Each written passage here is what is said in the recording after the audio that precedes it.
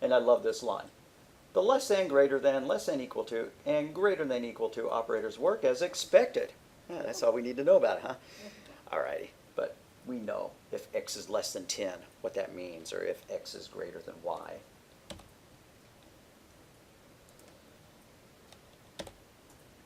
So you use an if statement to determine whether some code subordinate to the if statement needs to work. Oddly enough, it looks just like this. If, and then there's some code underneath it. That can either be a single line of code, or it can be multiple lines of code within braces. And you can put brace, single line of code, brace if you want. So you use if by itself to trigger something or nothing. You use if else if you have dual selections. If something is true, do something. Otherwise, do something else. And you use if, else if it's going to be doing one of a sequence of things. If something is true, do one thing. Else if another thing is true, do that. Else if something else is true, do that. And then finally, else if none of the above were true, do one last thing.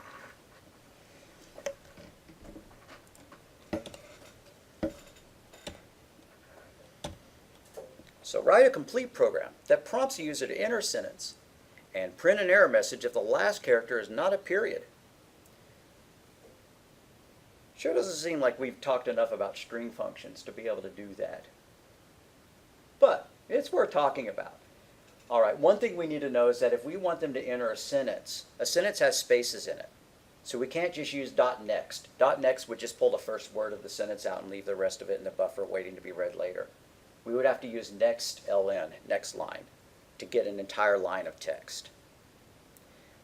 To get the last character out, we would probably need the length of the sentence so that we could index that character, extract that character, and examine it. And so since we're already talking about string functions, why don't we write a little bit of code that will utilize that knowledge? Now, strings are in effect arrays of characters. So if you've written code that uses arrays before, the kind of arrays that have, square braces, the concept is similar, but you cannot use that syntax in this particular language, unlike Python and C, C++.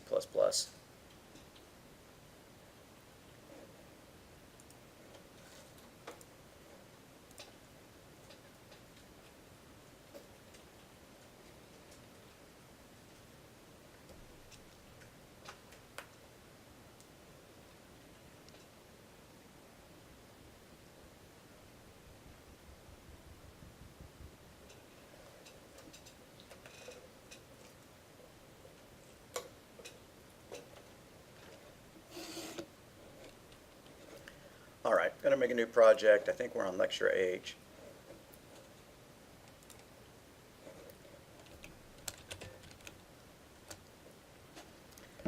Again, I will point out that if you see where it says create main class here, and it has a word followed by a period followed by another word, this first word is the package name. The second word is the class name. You can delete everything up to and including the period, and it won't create an automatic package for you. I'm going to do that. I don't care if you do it or not, but I'm going to do that. Then I won't have a package statement in my program.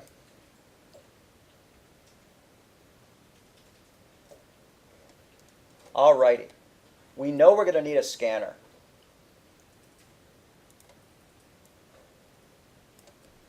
So I'm going to make a scanner. And I'm going to be lazy and let NetBeans add the import for it. Scanner in equals new scanner parentheses system.in in parentheses semicolon. Now notice the fact that we're passing in an argument here to the thing that builds the scanner implies that you could pass something else other than system.in. And that's true. You could pass in a file handle, and then the scanner would be reading from a file on disk. So add an import for java.util.scanner. There we go. We get java.util.scanner up near the top. I forget whether it's above or below your package statement. I don't feel like seeing that comment, so I'm going to delete those comments. And while I'm thinking about it, I'm going to do end main there and end class there, just so that if my closing braces get out of place, then I'll be able to have a better chance of figuring out what went wrong. Okay, so let's ask the user for a sentence. So I'm going to use system.out.println. System.out.println. Enter a sentence and hit enter. Hit return, whatever. Enter a sentence, please. Period, end quote, in parentheses, semicolon. Now I'm going to need a variable to hold my sentence. I'm going to come up with a creative name, better than S.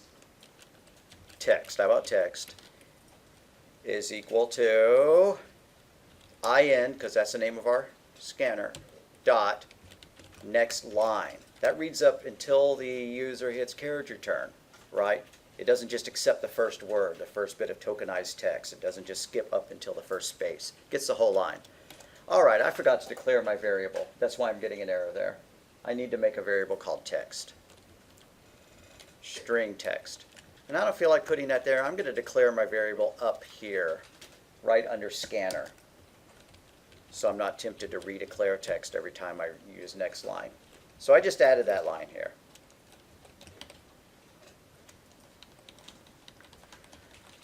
All right. Now for playtime. We need to figure out how to extract the specific characters out of the sentence. Like this, char ch. Here's what I would like to be able to do. I wish the syntax supported this. I would like to be able to do text, square brace, 0. Some syntax like that. That doesn't work in this language. I wish it did. Instead, we have to do text dot char, capital A, lowercase t, and then say 0. That's the first character in this sentence.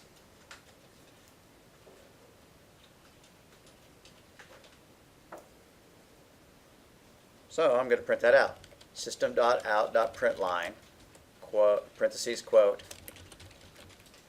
I'm going to change it to printf. No, I'm going to leave it println. The first character is space, end quote, plus ch. Like that.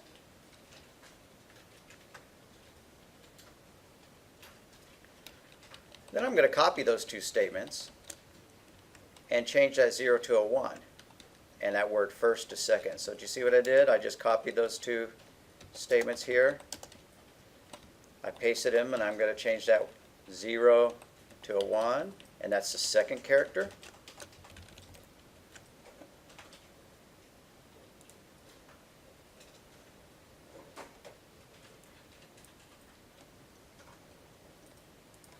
So I'm going to run it. Enter a sentence, please. Okay, I will. And the first character is an O, and the second character is a K. It's using zero-based indexing, which means that you start counting from 0 rather than 1. So that's character 0. That's position 1. That's position 2. That's position 3. Position 4. Position 5. Position 6. Position 7. Position 8. And that's position 9. So if I wanted to check to see if that ended in a period, I'd have to find out the length of the string. But I could not use that directly as my index value, as my char value. Let's check the length of the string. 1, 2, 3, 4, 5, 6, 7, 8, 9, 10. Okay, that string is 10 characters long. It supports the index values 0, 1, 2, 3, 4, 5, 6, 7, 8, 9. The index value can never equal the length of the string.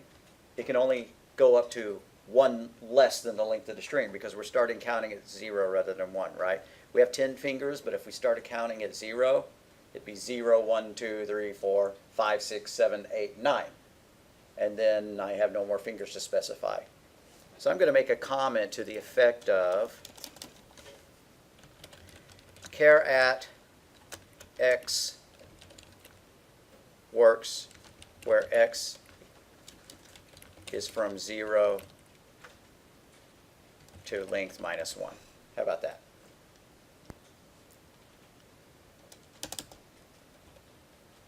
Now, did we need to print out what the first character and the second character were? No. Is it possible that that would crash? Yeah, it is. What if I only typed in one character? There is no second character. I'm expecting this to generate an exception if I type in only one character. Hit return. Yeah. What does it say? String index out of bounds. That means that we tried to access past the end of the string, which is accurate because if you can only go from 0 up to the length minus 1, well, if the length is 1, what is length minus 1? 0. So we could not pull out that character. You need to be careful about that. C and C++ will let you read past the end of the string without giving you a syntax error or whatever. But it's bad news. You don't want to do that. That's a programming error. And it's kind of nice that Java blows up rather than let that happen as kind of a silent error. Okay, so this stuff here doesn't really answer the problem they were asking for. It's kind of a curiosity that we can pull out the first character. I'm going to comment out this second character business because that has nothing to do with our problem. But we do want to find out what the last character is. The last character is at position length minus 1. Well, how do we get the length? I'm going to declare a variable called size, or I could call it len, whatever I wanted to, is equal to, and now that I want the length of the string, here's not how you do it. Here's how you Python users did it. Nope, we're not going to do that. Text dot length. And now let's get that last character out. ch is equal to text dot char at len minus 1. And they wanted us to print, to do a check. And if the last character was a period, then print something. Else print something else. I'm going to go back and look because I don't quite recall the exact. Print an error message if the last character is not a period. So invalid entry, your sentence needs a period. Okay, we can do that. That's a bit silly. So if ch is not equal, and don't put double quotes here. Could somebody tell me why that doesn't work in this language? Because you're also comparing a string to... Right, because this is a string and this is a character, and those are completely different data types in this language. So we've got to use single quotes for characters, double quotes for strings. So if ch is not equal to that,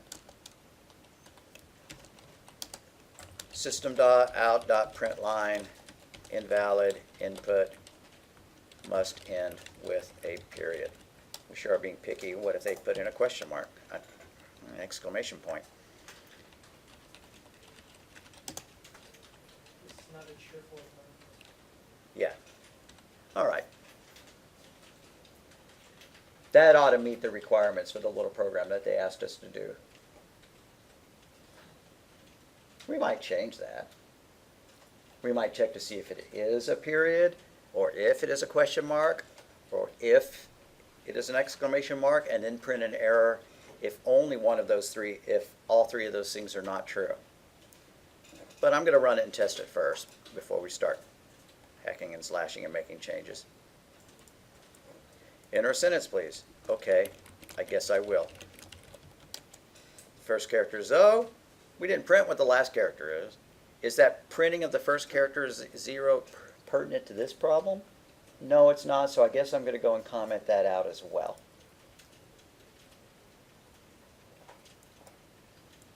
Printing out what the last character is would be useful.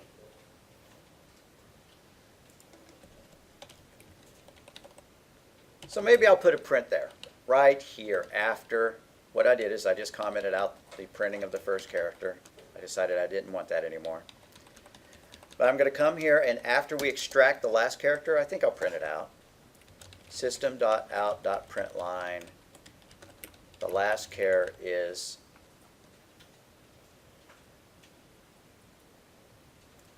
we're going to use some escape sequences. We talked about escape sequences last time, did we not? Yes. So I'm going to change this to a printf, and I'm going to make this look hard to read.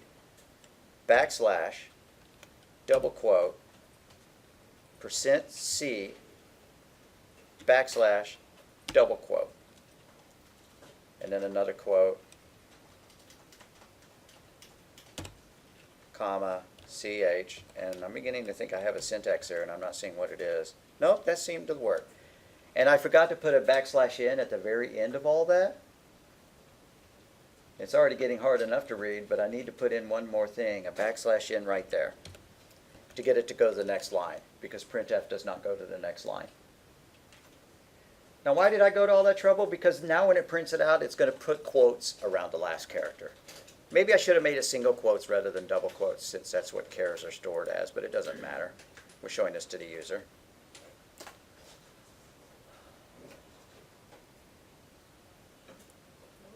All right, so enter a sentence period, and I'll do a walkabout in just a second. Hello there, period. The last character is period. Okay, so I like the way that looks. I know that it was a lot of trouble to type and prone to syntax errors. All righty, I forgot to resume the recording. This is what we've added. We deleted our last if statement. We've modified it to look like this. So catch up. All right, and now if ch is equal to an exclamation mark, so single quote, exclamation mark, in single quote, in parentheses. I'm going to print something else. How about stop yelling? Else, if they do all of those, if they do none of the above, system.out.println, error, sentence must end in period, question mark, or exclamation point. Something like that.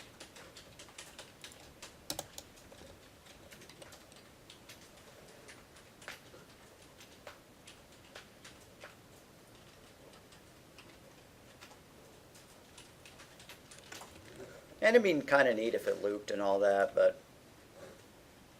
I'm not going to bother.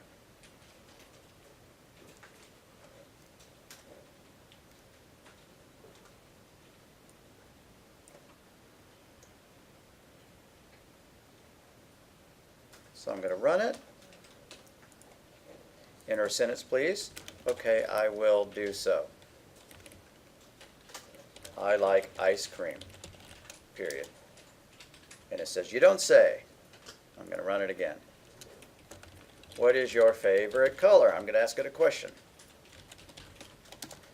It says, I have no idea. I'm getting really annoyed by this last character print statement. I might wind up commenting that out. Run it again with an exclamation mark. Stop. Leave me alone. The last sentence yells at us to stop yelling, and now I'm going to test the last option as if it doesn't equal any of these things. Okay. Boring. And it says, error, the sentence must equal in period, question mark, or exclamation point.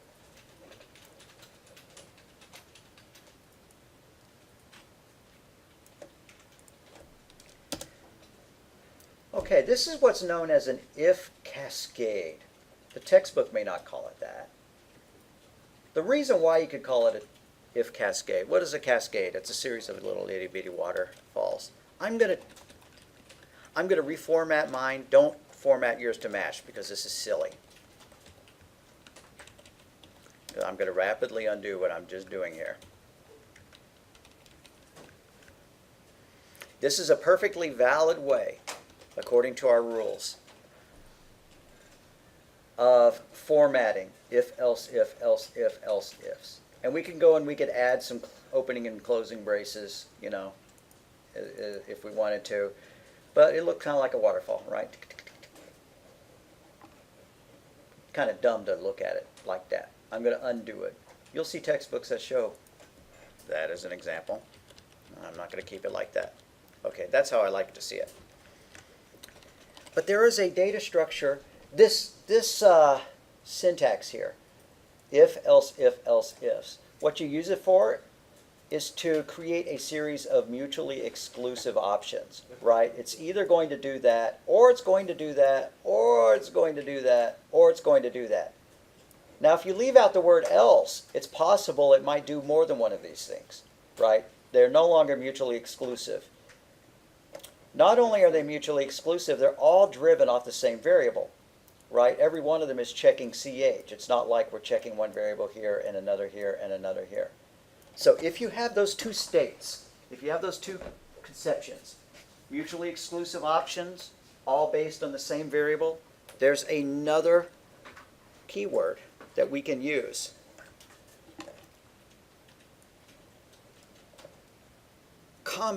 Copy all that and paste it, and we're going to change it rather than retype it using this new one. And this is using what's known as a switch statement. So copy all that stuff, come down underneath it, paste it, but we're going to have to make some changes to it.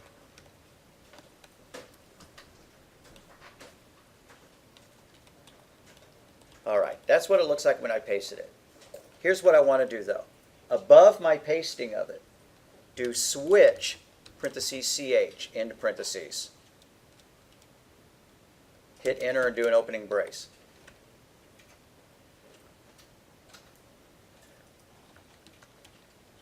And then instead of if CH equals period, do case period. And then remove that close parentheses and make that a colon. And this will make a lot more sense after we finish it up. Now after case, do break, like that. Now we're going to make the changes that we just made to that first option to the second and the third option as well. So where it says else if CH equals question mark, it's going to say case question mark.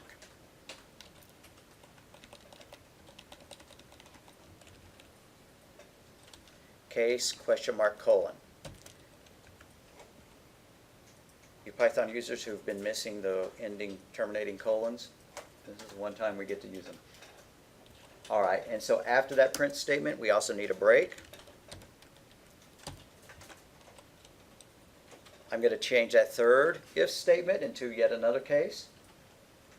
And then I'm going to stop and walk around and make sure that everybody's got this, because I know that we're changing the syntax radically.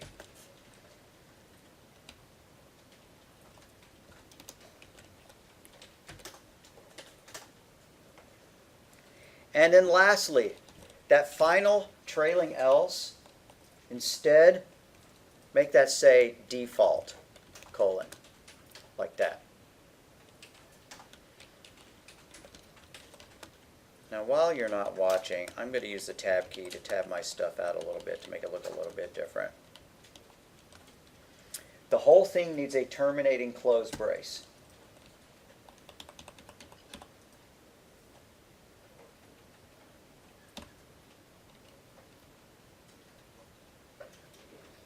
And I can't get it all on the screen and show that terminating close brace. Maybe if I close this window completely. Yep, getting there.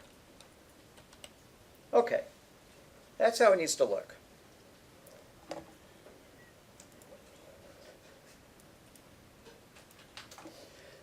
So the switch statement is a replacement for if-else ifs if this variable here is the same thing that all the if-else ifs would have triggered on, right?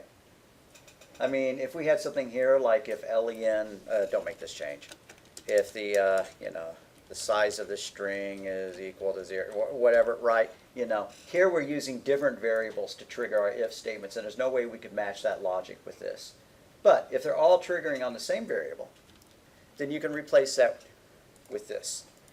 Now, is there anything you can write with switch statements that is there a reason you have to use switch statements rather than if-else ifs? No, there's not. There's some tricks you can do with switch statements, which I'll show you in a minute, called fall through. But if you're going to use them in the standard format, which is this, there's absolutely no difference in writing this and writing this. You want to keep doing it this way because that's the way you know how? That's totally cool.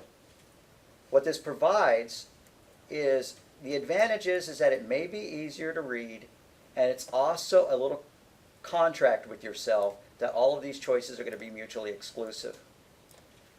We don't know if all of these are mutually exclusive, right? Because one of these things may have a different variable right, inside the if instead of the others.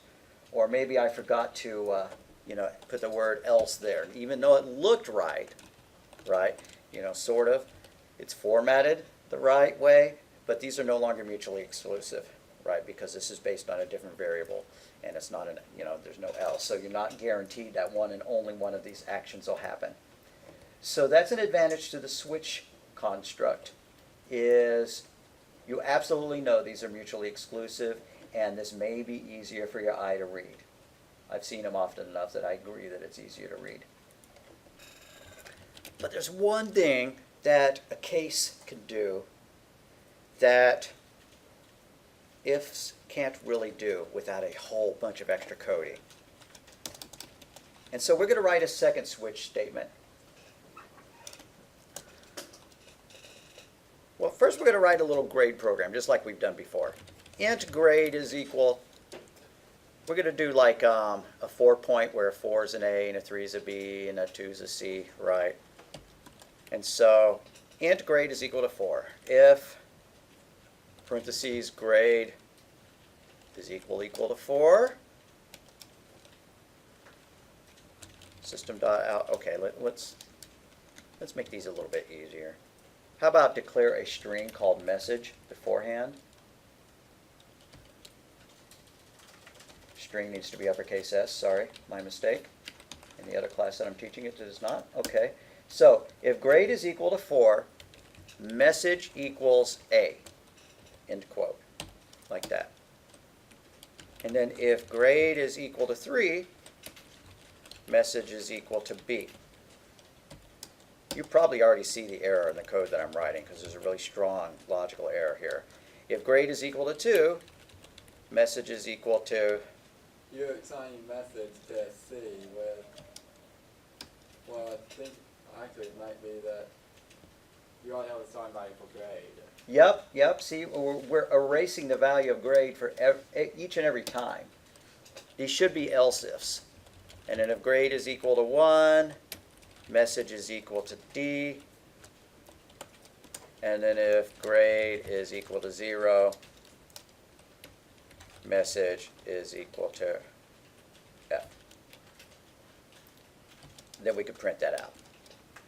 System.out.println, your grade is space, end quote, plus message,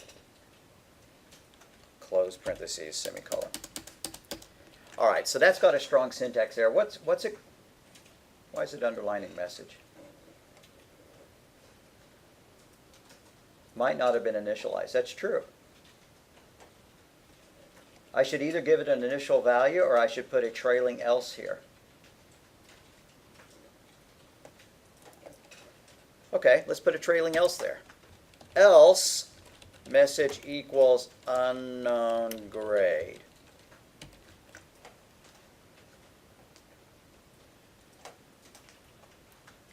And you know what? To make the program more fun, I should actually ask us to enter the grade rather than just hard code it to a 4. So instead of doing int grade is equal to 4, we're going to print a message asking for the grade and then using an input statement. So above our ifs, system.out.println, what is the grade? 4, 3, 2, 1, or 0, question mark. And then grade equals in.next int. Now this is a little bit silly, right, because you might have a 3.75 or a 3.5 or something like that, right? This won't account for that. We're expecting whole numbers only and we're not checking ranges, but let's just roll with it.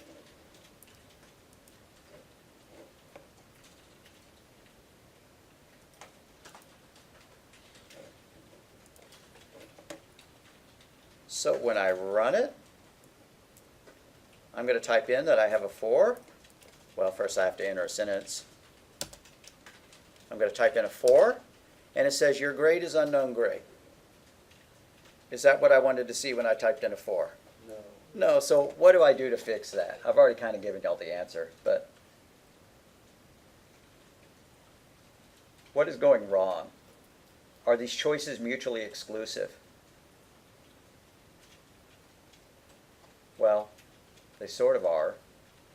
But the answer is that we haven't created our if cascade correctly because we didn't use else ifs.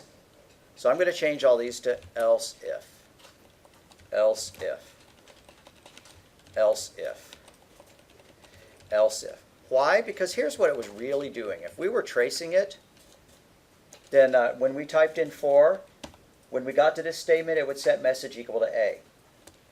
And then is grade equal to 3? No, it would skip that. It would skip that. It skipped that. It skipped that, but there's an else underneath that one, right? So if grade is equal to 0, set it to F. Well, that wasn't true, so grade gets set to unknown grade. And yeah, we could fix that. We could make that the initial value instead, but the proper thing to do is to go ahead and use else ifs. Like that. So if you would not mind making that correction, do so, and then we're going to change this into a case switch.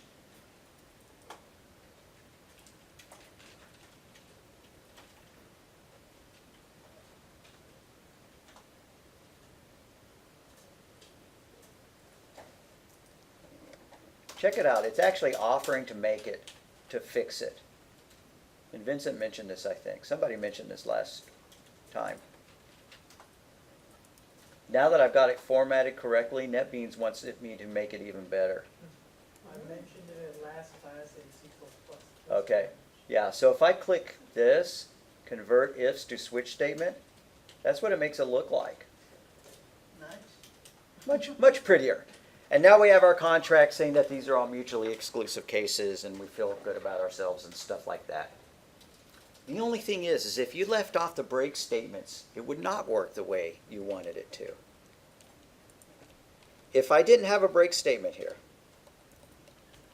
and I didn't have a break statement here, and I didn't, don't do this because this breaks the code. No pun intended. If I typed in 4, it would go switch grade, it would see case 4, it would set message equal to A. But since there's no break statement to send it down to the bottom, it would keep going. Then it would set message equal to B. And again, there's no break statement, so it would keep going. It would set message equal to C. It would set message equal to D. It wouldn't do the default. Yeah, it would even do the default if there wasn't a final break. So you have to put your breaks there, or else it manifests what's known as fall through. Fall through is when it goes into the next case because there wasn't a break above it. Now the C# language just flat out forbids you to do that. But Java and C and C++ are happy to let you write your code like this. And very, very, very rarely, there might be a time when you want it to do 2 different things based, simultaneously. You might want it to fall through from one to the next. And if that's the case, again, no pun intended, then you should comment fall through right there to let the next person who's coming in know that you intended to do that. Don't just do this. Don't just do that and hope that the next person who comes and maintains your code understands why there's no break statement, because that looks like a rookie programming error. And it's also very similar to the error that brought down the entire AT&T network around the year 1989. For an entire day, costing AT&T, billions of dollars and convincing a lot of business customers to switch to Sprint. So anyways, if I was a programmer and I came by and I saw a missing break statement, I would think that it was probably a programming error. But if I saw a little comment that said break and then it said fall through like that, then I would know that the person who wrote it before me meant for that to happen, meant the code that way. So without the break, then the case 3 is not comparing against the grade? Exactly. And we could kind of prove that to ourselves. You don't necessarily make this change, but system.out.println message, I'm gonna put this and copy and paste it in every single one so that we can watch it go. Right? So now when I watch it go,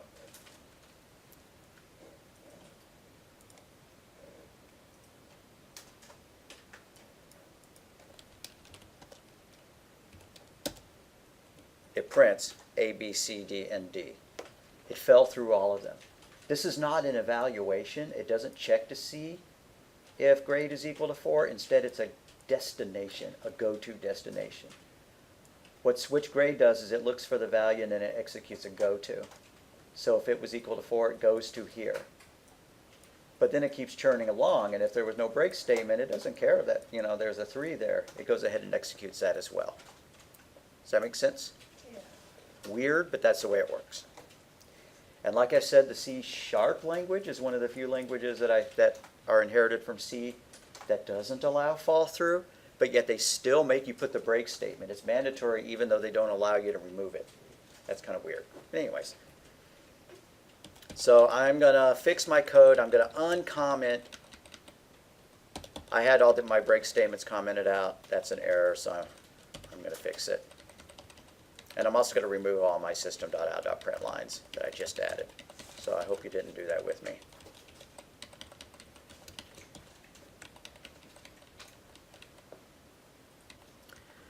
Is there also an evaluate, or is it the same kind of thing? Evaluate as in evaluate an expression. You may be talking. Evaluate those variables. If Never mind. if is the only way I know how to do that. I think you're using language constructs that I'm not familiar with from your own languages. There is a time when fall through is useful, and I could cook up an example of that. Not sure I'm gonna.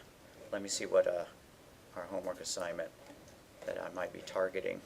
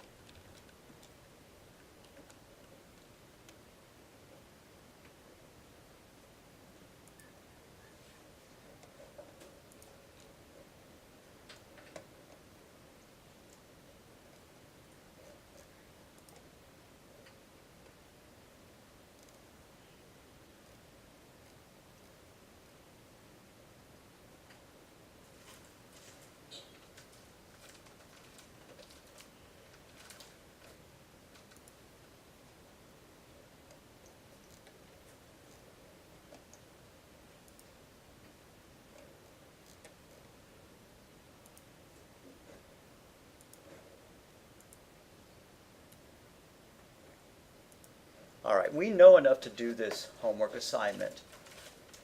And sometimes I set it up and do part of it in class and then let you finish it at home. Not sure if I'm going to do that or if, yeah, maybe we will.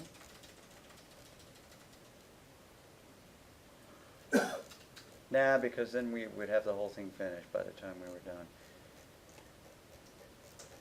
Let's go ahead and get it set up though, just so that we can explain it. So I'll move this homework assignment over into our own stuff. And we're going to wind up copying and pasting some code. Or you can type it in by hand if you're that devoted, but won't get it done by the end of class. Shall we start a new? Yeah, go ahead. If you're going to take this code home, you might want to start a new project, but you could also just paste it directly into the code you already have. I'd start a new one though. Call it Lecture HB or whatever. You're going to repeat this stuff at home, but really it's just a copy and a paste at this point. I want to explain to you how the code works and then show you the assignment.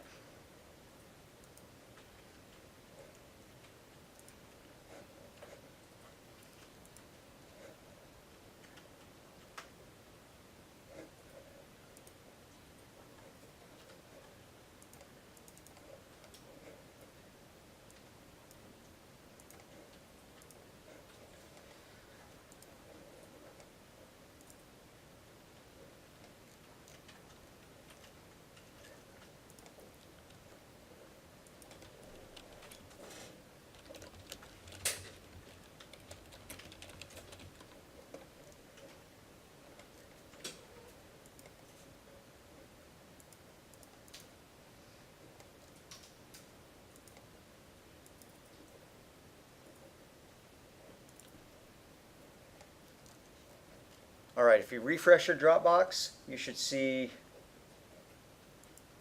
one down at the very bottom called Sphere Density and Mass.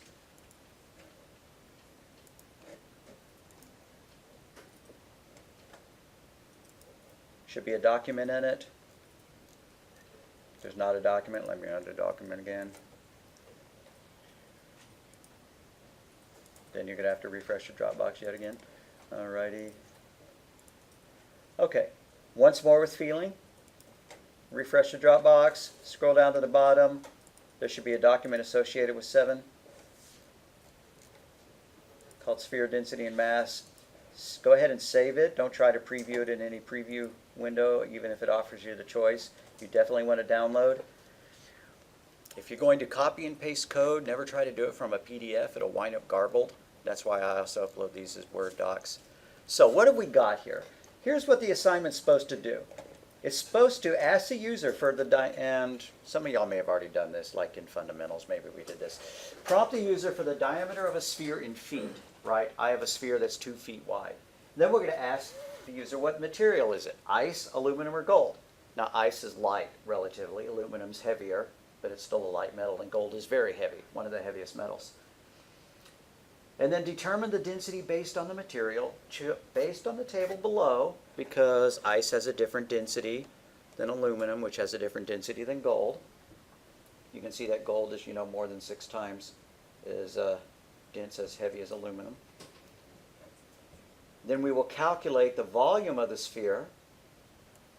We will calculate the mass. And gosh, this sounds like a lot to do in the next 10 minutes. Well, that's why we have a whole bunch of code to copy and paste. And display the results. And then just for fun, just for giggles, I give us some sample sizes to try. You want to find out how much a gold marble weighs? You could do that. You want to find out how much a basketball made out of ice would weigh? You could type in 0.8.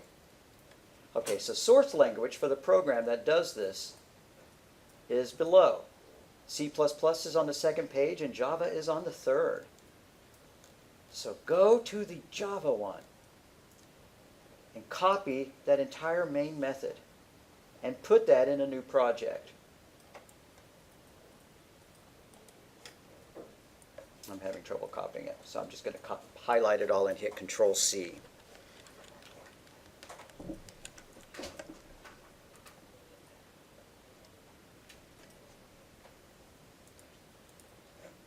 And I'm going to make a new project.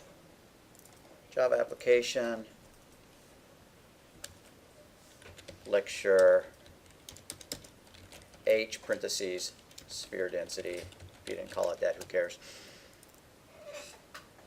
And I'm going to replace the main method with the one that I copied from the Word document. So inside my class that I just created, I'm going to delete that, and I'm going to paste this. I hope it works. This is C++. Yeah. Right. There's a C++. Page 3. You're going to skip to page 3. What is it? C++ done with it. And you might guess that this means that we might do the same thing in C++. We might. All right, so I've got a problem here. It's highlighting the fact that I don't have a scanner, but we know how to fix that. Now I do. And if I test the program, build and test it, ought to work for me. It wants to make a switch too. We could do that. That would be totally cool. Enter the diameter of the sphere in feet. Well, it's a foot, like a bowling ball. I don't know how big a football is. Enter the material, 1 for ice, 2 for aluminum, or 3 for gold. I want a bowling ball made of ice. And so it says the volume in cubic feet is that, and the mass in pounds is 57. Well, that's pretty heavy. It's interesting to know that a sphere that big made out of ice weighs 57 pounds. So if I run it again, and I decide that I have a 2-foot sphere, and it's made out of solid gold, that thing weighs 5,000 pounds, almost 3 tons. Now, if you think about those games like AD&D or those adventure games, where your character picks up a chest of gold and carries it, that chest of gold could easily contain a ton of gold. Your character would not be able to carry it around. So those are not realistic. It's just amazing how heavy gold is. Anyways, so we have a little program. And yeah, we can convert these if statements to a switch by doing that, if and once. And then it gives you an error. I did it. Well, you're right. It doesn't like your type. Incompatible types. Possible lossy conversion from double to int. That is because type is, this is a very good point, type is declared as a double. But switch only works for integer types. or strings. So I'm going to convert this type on the fly to an int by doing this. Parentheses, int in parentheses. And by the way, I didn't plan for that error to be in there, and I'm surprised that I still have it in there. I think I spaced out because, nope, I don't know why. Maybe I just make that fix every semester and I forgot. Anyways, that'll make it work. No, I know why. It's because I never let it do the conversion to switch before. It works fine with if statements.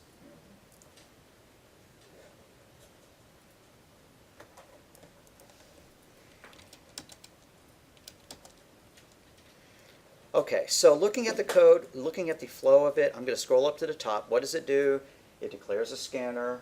It declares all of our variables. It asks for the diameter of the sphere, calls it with next double, and then it divides the diameter by 2, right? Because the equation really is based on radius, not diameter. But if you ask somebody how big a sphere is, how big their ball is, they never tell you the radius, right? Unless they're a math fiend, right? They always tell you how big it is in terms of diameter. And then we ask them for the material. Enter 1 for ice, 2 for aluminum, whatever. And then we do a switch. We do some if statements, whatever. And based on that, we set the density. If they give us an invalid density, who knows what we're going to do, right? Say, sorry, we can't. We ought to put an error message of some kind in there if none of the other cases are true. And then what do? We calculate the volume using the volume of a sphere equation. We calculate the mass, and we display all that information. What could we do to make this a better program? And I'm not going to ask you to do this, but one is we could write the code that would use has next double to make it loop until they give us good data for the volume of the sphere. Another is I could change the type declaration to an int. There's no reason to be storing it in a double. But anyways, it's always got to be an int since we're reading it in with next int. We could validate the type of material that they enter right there, right? So if they type in 4 or whatever. But the change that I would like for us to make before we call this done for now would be, let's go ahead and choose some default action that actually makes some kind of sense. I think I'm going to print an error message and then say that we're defaulting the density to 1. System.out.println invalid material choice, end quote, close parentheses, semicolon, and I'm going to print a second line that says density default is 1 pound over cubic foot. Like that. And then we better set our density equal to that. So density is equal to 1. Like that. That way the program does something, even if they give it invalid input. Now it crashes if they type in, letters where we're asking for numbers. But at least it works. It does something. I'm going to test that out. I'm going to give it an invalid material type. One that's not listed. So it's 6 feet wide, and it's material type 7. And I say invalid material choice, density default is 1, and it goes ahead and prints out an answer based on that. Okay. So blue skying, and I'm not asking you to do these things, but it's fun to think about. What could make this better? One. If we put them as strings and then parse them to ints. Yeah, that would work. But we could use has next double to check to make sure force good data. That we could do that. Force good data for the diameter value, radius value. We could force good data for the material type. And what do I mean by good data? Force it to be an int. And force that to be a double. We could do those things. And we could offer, I mistyped that, material. If they want to, let them type in a custom density, right? You know, list all the densities and then have an option which says you can enter your own. That'd be kind of neat. But here's what the assignment asks you to do to modify it.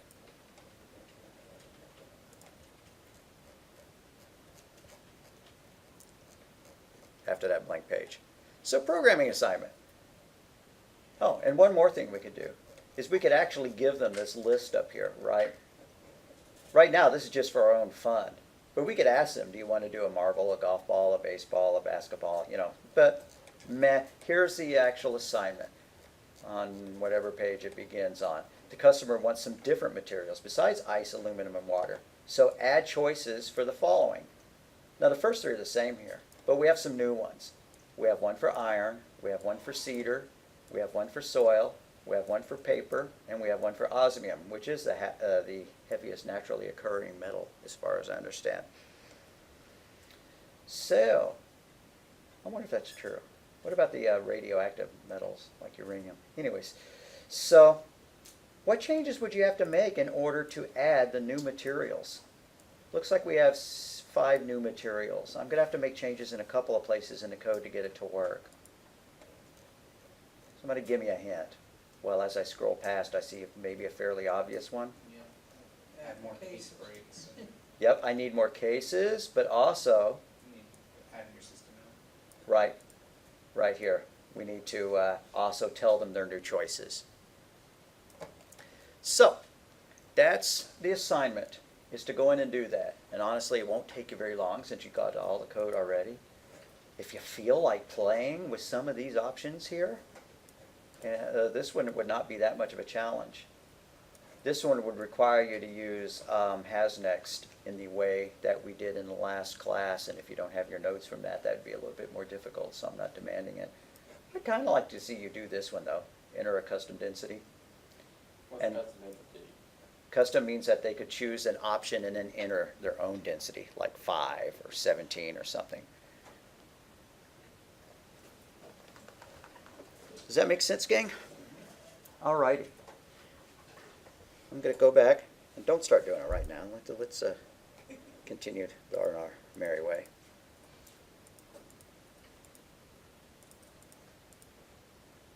So and means both sides have to be true. We know how to do it. If temperature is, well, okay, this is horrible. They're giving you a syntax that absolutely does not work in this language, so I'm going to skip it. That's pseudocode, and it's ghastly pseudocode. Why would this not work? Because you have to specify the variable both times. If temperature greater than 50 and temperature less than 90, right? If you didn't express it like that, it's not going to work. So, curse you, book. Here's how it should look. And I believe I've mentioned this. I think I have. I'm getting confused between this and C++ again. If you're going to check to see if something is within a range, you use AND. If the temperature is greater than equal to 50 and temperature is less than equal to 90, then print it's an okay temperature. If you want to see if it's outside of a range, you use OR. Something like this. I'm going to go to my little project and just tack on something stupid to the bottom of it. Okay, so int temperature C for temperature in Celsius. And I could ask the user for it, but I'm just going to hard code it to 59 because it's the logic that matters. So if TC, I'm going to make that a lowercase c because it's easy to type. If TC is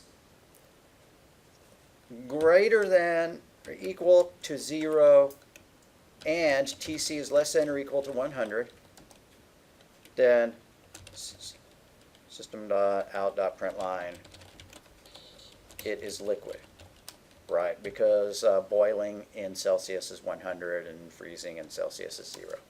That's to check to see if it's within a range.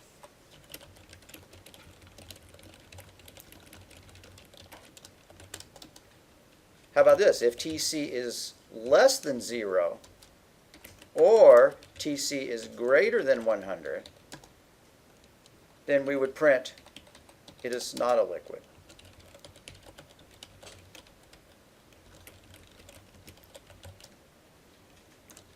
Right?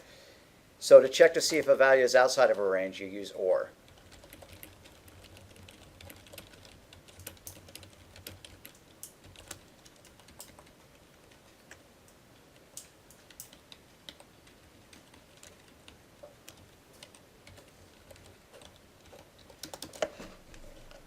And I'm pretty sure that when we were talking about binary, we already understand the idea of and or, right? Not going to have to do that lecture again? Okay.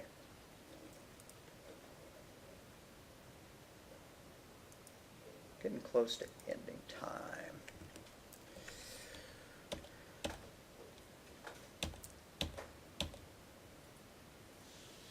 One thing that I probably haven't mentioned, or have I, the logical equivalency of and to multiplication and or to addition. Does that sound familiar, like Lynn? Okay. It has to be explicit or for addition. Yeah, okay, so that'll be the last thing I lecture about, and then I'll need to make the drop box and we can go. So if we built a truth table for and, it looks like this: x, y, and then the result. So I'm going to use zeros for false and ones for true. When it's and, both sides have to be true for the result to be true. So every other case is false. Goof that one. But for or, either side can be true and the result will be true. So there's only one false condition, and that's when they're both 0.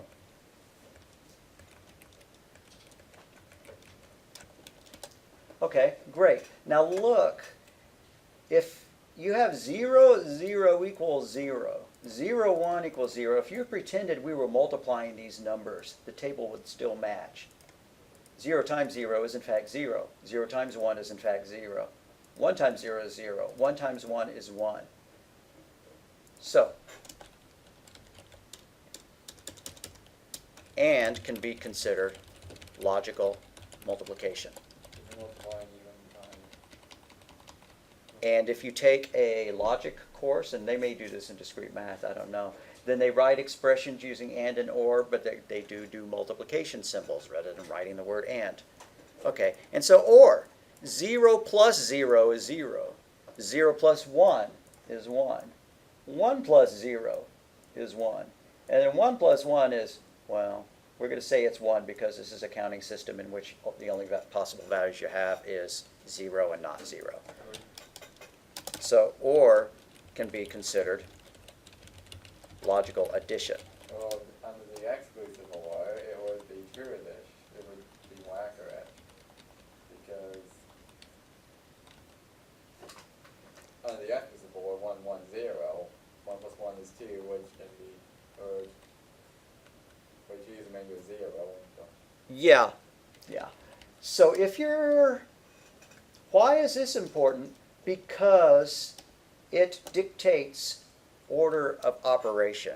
Remember, if we had this, A plus B times C, which one do you do first? You do the B times C. But what if you had this expression, A or B and C? You might even, I mean, until you thought about it, you might just think it was going to be evaluated left to right. But that's a logical multiplication, so it gets done first. So the order of precedence, the order of operations for logical operators is not followed by and, followed by or. That's the order in which you have to do them if they were written out.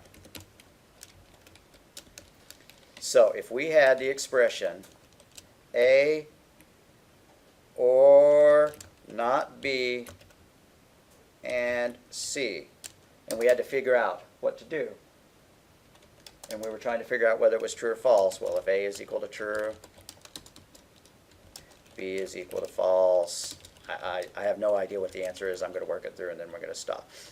And then C is equal to true. Okay. Well, I can't do that in my head, but working it through, what's the very first thing we do? What's the highest order precedence? Not. So Is B true or false? False.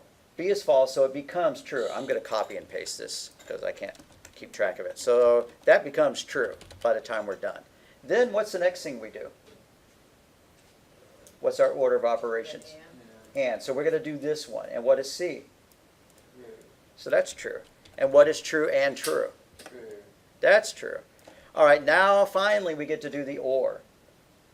So it doesn't really matter at this point whether A is true or false, right? So the whole thing evaluated a true. So you just need to be careful when writing your expressions to make sure that you know the order in which they're going in.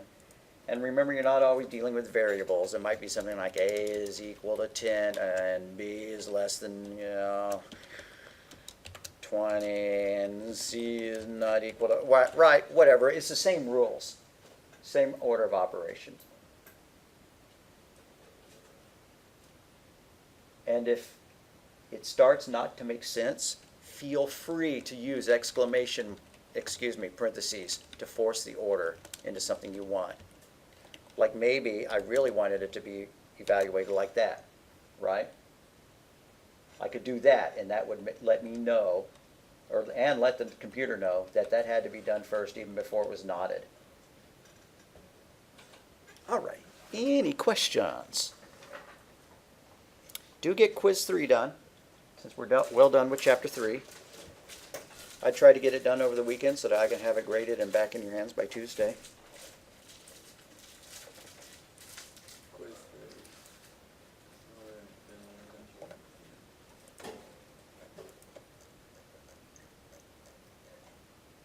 And I will see y'all on Tuesday. In-class. Yeah, why don't we make a Dropbox of that? I knew I was forgetting something. For both those